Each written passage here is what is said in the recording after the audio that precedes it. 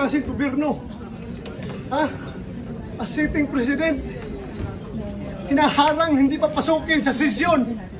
Kung ako'y absent, hinahanap na ako ninyo. Sumusweldo. Hindi nagpapakita. Ngayon, papakita ko dito. Oh, hinarang ko ng mga NBI. Niresling ako doon. Sugat-sugat ako. Why are you here, sir? Papasok! This is the Senate! Wala silang respeto sa institusyon ng Senado. Bakit gano'n ang NBI? Ha? Ano pong plano niyo, sir, sa ginawa sa inyo, sir? Pag-usap kami.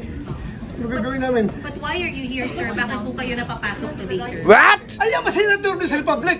Kung hindi ko mapasok, kinahanap niyo ako. Di ba? Ngayon papasok ako, tatanungin niyo ako bakit ako pumapasok.